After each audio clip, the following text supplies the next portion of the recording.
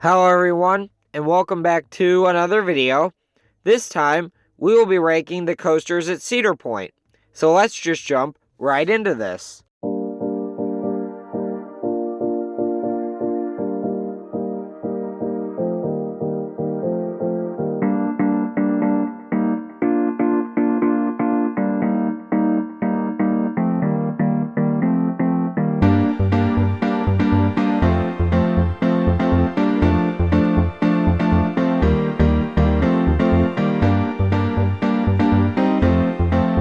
Cedar Point is an amusement park located in Sandusky, Ohio.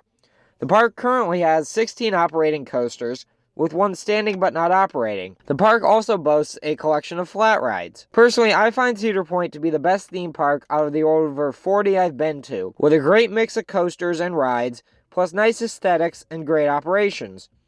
But today we are focusing on how the coasters stack up to one another, at least in my opinion. On this list, there will be 18 coasters in total, and not just the 16 currently operating. At number 18, we have Raptor.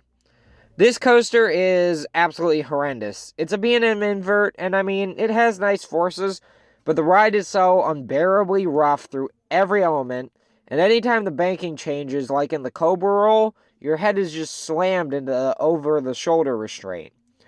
So, no. Just absolutely no. I will not be riding this coaster again. At number 17, we have Wilderness Run. This is a kiddie coaster I haven't ridden in 5 years, and it does absolutely nothing.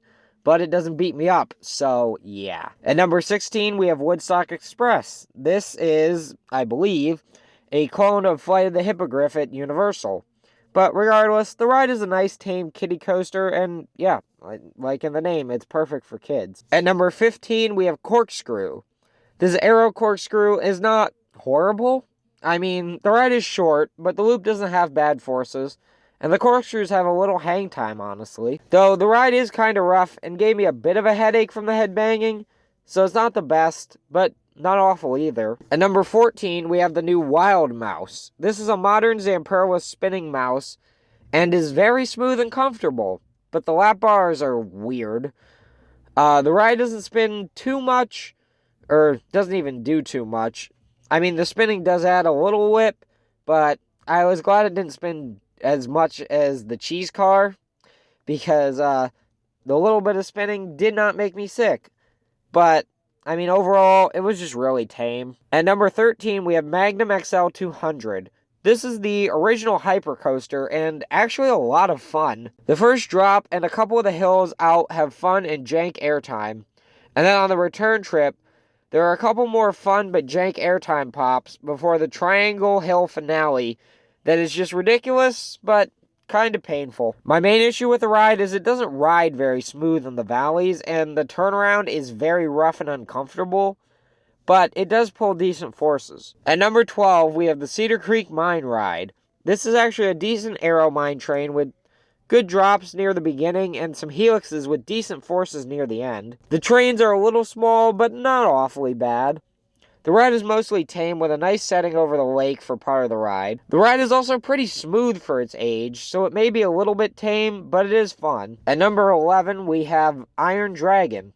This is definitely a tamer aero suspended, but still fun. The drops off the two lift hills are small but decent, and all of the turns have some pretty good whip because of the swinging.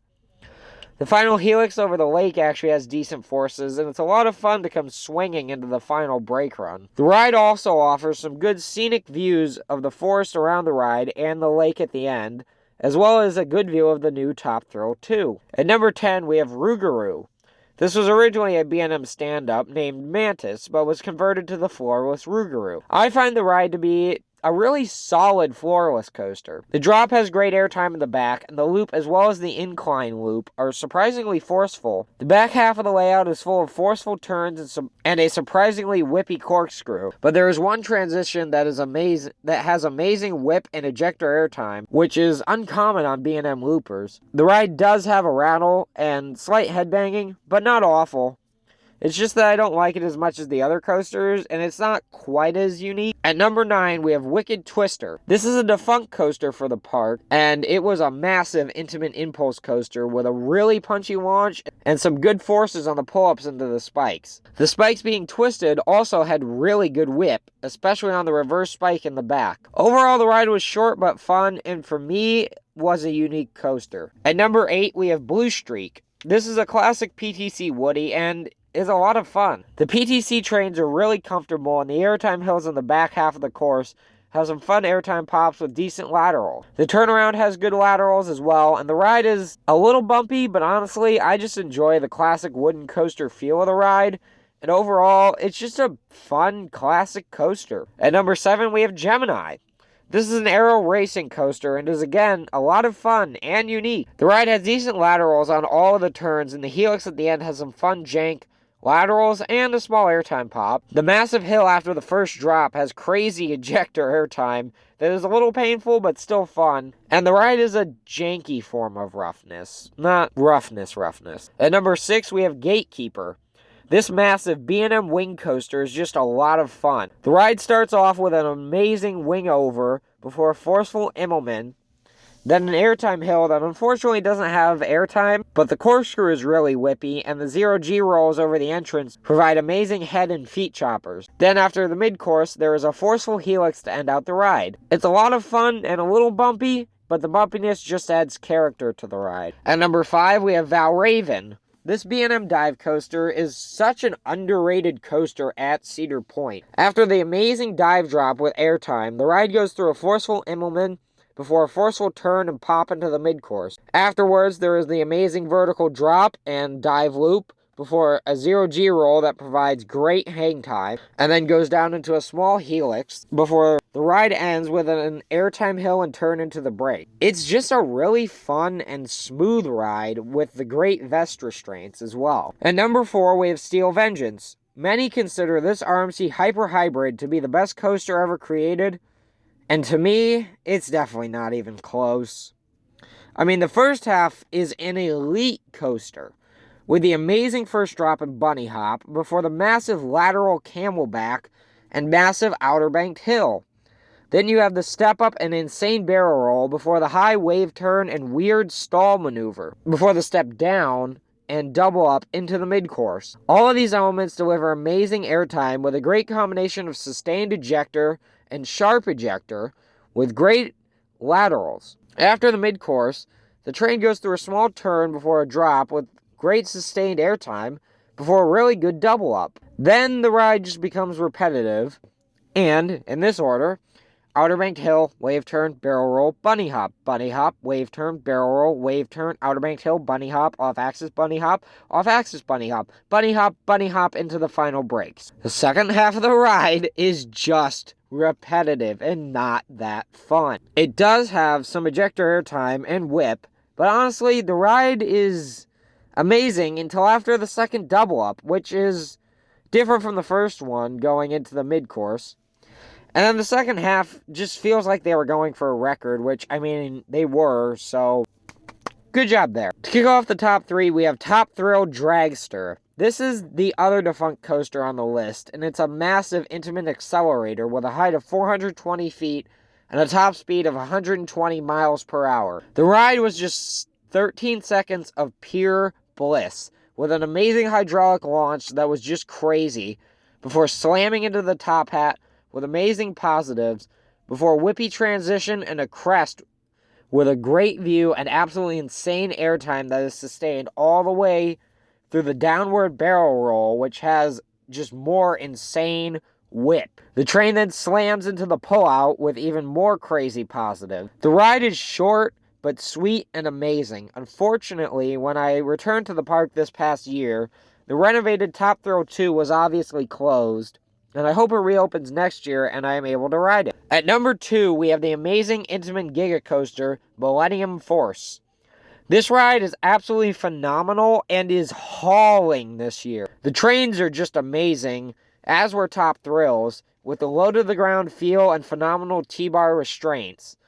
Then the lift has no handrail on one side, which just adds even more to the ride. The first drop has amazing sustained floater airtime before the ride pulls up forcefully into a high turn, which actually has some whip this year. It then glides into a low-to-the-ground turn in a tunnel, which pulls decent forces, before pulling up into a massive camelback with some of the best sustained floater anywhere. Then comes the two turns, which had good whip and forces, before another amazing camelback with more sustained floater and another low-to-the-ground turn and a tunnel, similar to the first. The train then goes over an amazing speed hill next to the station, and is still absolutely flying with more amazing airtime before one more high turn into the brakes.